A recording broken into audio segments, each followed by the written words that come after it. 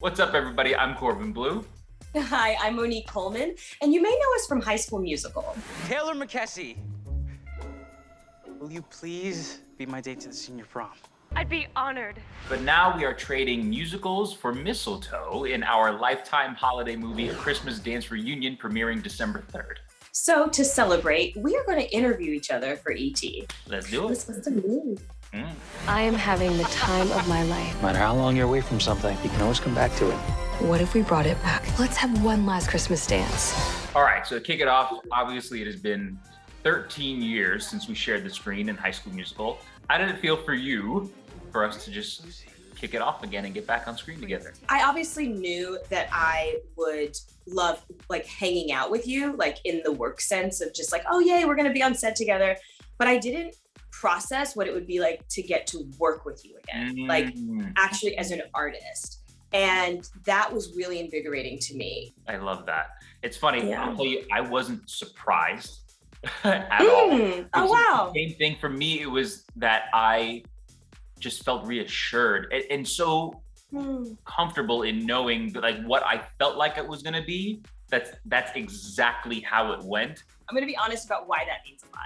Tell It me. means a lot because dancing was such a central part of this film, but you just be out here on Broadway, just doing the splits, doing the kicks and tapping. And this is gonna be Noma, you're lying, but it's true. I was worried that I'd be a little bit intimidated and I wanted to make sure.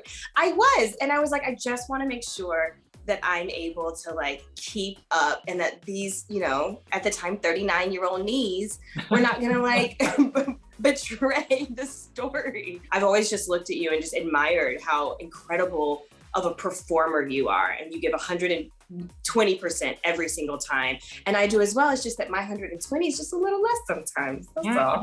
Not even. First of all, I love you for saying that. Thank you. But even I what you're saying right now, funny enough, actually makes me think back to our High School Musical days, and even just the moment we had to jump in the pool at the end of the second movie, and your fear, Totally. and just me actually being the one to jump in with you and hold your hand, and Yeah. knowing I'm it's gonna be fine. We're gonna be great. It's that exact same mentality. Whatever that fear that you had, it's gonna be great. Speaking of High School Musical, is there anything that you would go back and tell your younger self? From an artistic perspective, I feel like I was always on the right path, but I think it's more from a business perspective, just even financially, even just knowing how to manage everything, and as far as trusting other people too. I think that was where, that's where problems came in. I didn't have to learn that until later, that all of a sudden, now in my early 20s, I've been working since I was 2 years old, and all of a sudden now it's oh, wait a minute, how does all this work? And just to clarify, I've never been a big spender. I've never been, Oh yeah. the person that I as far as branding, Yeah. I couldn't care less. I have my big purchases in my life, as far as a house and a car and that kind of stuff, but I've never been crazy with my money. So that's why it's, thank God, I was in a place that I was strapped. All right, now to flip the script on you, what would be something you would tell yourself? Don't take yourself seriously, but take your business seriously. Don't be naive. Unlike you, I actually did get broke. I did. That's the truth, but it was for beautiful reasons. You know this, but after High School Musical, I started a nonprofit, and I ended up becoming the first ever United Nations Youth Champion. And I funded a global trip around the world to meet young people and understand what they experienced and faced globally. And that is very altruistic. That's really noble. And I don't regret a single moment of it, but it also really became a very difficult, it caused me to start to have a very difficult financial situation. And so, but that didn't have to happen. Had I understood certain things about money making money, for instance, because I never did anything wrong. It's just that I didn't do things right. And that is what I wish that I would have known. And that is what I'm passionate about telling, you know, other young people. You don't have to have partied and, you know, lost your money buying handbags and luxury cars or, you know, wigs, if you're me. But you actually can, your heart can be the reason, you know, the house that you want to buy your mama, the, you know, the people that you're taking care of before you've actually, you know, developed a sense of sustainability. I think you said that so perfectly. And I feel like you are such a motivational person. And I will tell you, I mean, you know this, and for those of you out there who don't know, she is, we call her Moprah, and she has always been our motivator, Mo, and our inspiration. And I just want to know, what motivates you? What inspires you? We so often are asked questions about High School Musical. Are there any memories or stories or things like that? And you actually just brought up one that I can't believe I've never shared, which is that I believe we were shooting Stick to the Status Quo. And I was sitting next to Kenny, because that was like my favorite place to sit in Video Village. And I remember watching, like, you guys were just like standing on your heads and just doing incredible things with your bodies. And I could see you all start to get tired. And I remember walking over, like being like, not like I got it, but like at 25 years old, like I thought I knew everything. And I came over and I like gave you guys like a halftime speech and nobody cared. And I started to walk away and all I heard was you go, "Thanks, Moprah." And I was just like, I've never shared that story. And it, you know, didn't really occur to me until you just said it just now. The truth is, I think I'm motivated by my inner child. I felt very lonely as a kid. That's just the truth. I had a very vibrant personality, but my inner world was very troubled. I just was like incredibly insecure, and I just didn't feel like I was enough. And I think I'm motivated by letting people know that they are enough. And also watching you all grow up. You know, we do have a kind of significant age difference. And so when we started in High School Musical, I was a little older with a bunch of teenagers that were more confident than me. I'm motivated by the possibility that my life could have meaning to someone else who may or may not have taken that chance if they weren't just told that they can. Wow, paying it forward. That's amazing. This is kind of a random question. I'm just totally curious. If you were not an actor though, and you were not a performer, what would you do? Okay. What would you be? Okay. So, I have two answers to this. I actually was accepted into Stanford for psychology. And that I'm sorry, stop, pause. Please don't run over that. You got accepted into Stanford? I did, for psychology. And that was the same year that I booked High School Musical. And it was because of the success of High School Musical that we kept going and we shot these other movies and we went and toured that I never went. I'm so glad I asked this question because I had no idea. That's amazing. So that's one half of the question. Then the other half is I was on Broadway. I was literally in the middle of doing a Broadway show, which dream come true. And I was burnt out. I just want a break. I just need something else. I need something different. And I found myself, I was in New York, and the apartment that we were staying at had a balcony, and on the other side, there was a building that was going up. And every day I would look at the crane, and I would look at the guy inside the crane, and I would go, man, I just want to be in there right now. And so that kind of led me to go, you know what? In my downtime, in hiatus, why don't I go do something else? And that was where, and I know you know this journey, but Sasha and I, my wife and I, were in the middle of renovating our home, and I'm actually working on it myself. And I'm working towards getting my contractor's license. And what would you be doing if you weren't acting? Yes, very briefly, I would likely be a kindergarten teacher.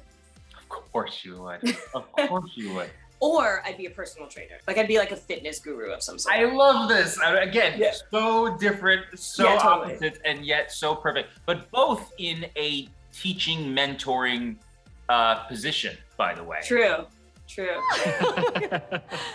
That is from our first Christmas dance together.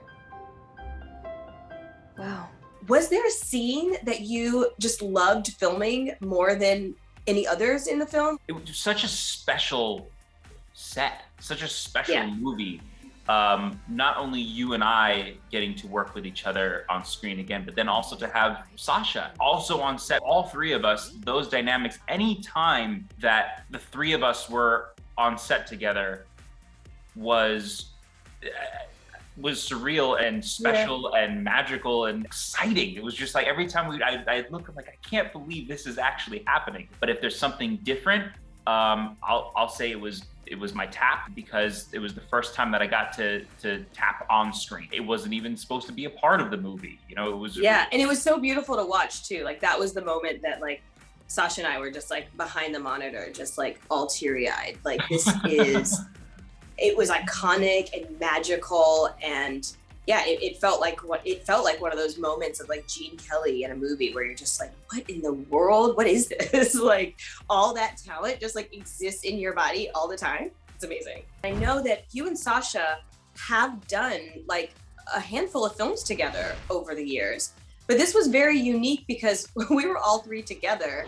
And here I am as your love interest. Here she is as the love of your life. What was that like for you? I was just enveloped in love. And I gotta say, I'm so lucky. And the reason why that it works so well is because Sasha and I's relationship is so strong. Here you have the two of us having to play on-screen lovers, and you know this. No one is more excited about that relationship, that on-screen chemistry, than Sasha. Like she's constantly the one. Like in the same way in the movie that her character is championing for us to get together. She's the same way. Off camera too. I'm just so lucky to have you know, a wife that not only supports what I do and lifts what I do, I also get to like do it with her. Oh my gosh! Time. No, I know. Like it's such a crazy dynamic to have that there. I want to try to save the Winterly together, but if we have to let the Winterly go, I don't want to let you go. I don't want to either. You know, obviously, when the trailer for this movie came out, like the High School Musical fans, just like. I mean, they're always there, but it was just so incredible to see how just much support we still have. And there's so many people that were just like, I don't care. They're still Chad and Taylor. I know that they see Chad and Taylor, but my hope is that Lucy and Barrett win their hearts. And I just want to know from you, you know, what do you hope that the High School Musical fans are able to take away when they see this movie? Well, I think you just said it wonderfully, and I'm going to take that one step further. I know that there is an element of this movie that will satisfy those who didn't meet Chad and Taylor come to full fruition with their relationship. But I hope that they see not only Lucy and Barrett, but that they see Corbin and Monique. True. I also think to have, you know, a continuing on-screen couple of color is so needed. You don't get to see that many BIPOC couples that do continue on that relationship. That's very true, because you have Emma Stone and Ryan Gosling and Leo and Kate and Bradley Cooper and Jennifer Lawrence. You know, they've done like 4 movies together or something. And you're very right about that. This is very unique. What a beautiful opportunity to dismantle that stereotype, or dismantle this idea that we are just one thing, you know? So seeing as it has been 15 years now, can you see a framework of revisiting Taylor? Do you think that there is a way for us to maybe ever revisit our characters, but in a more winky sense to it? I love Taylor, and I feel like I learned a lot from Taylor. I can't imagine what that story would be like, but I can't say that it's not possible. You never know. What about you? I feel exactly the same way. You know, obviously, when it comes to the relationships of all of us in the cast, we went through a life-changing time together, obviously, that created these very strong, rooted relationships.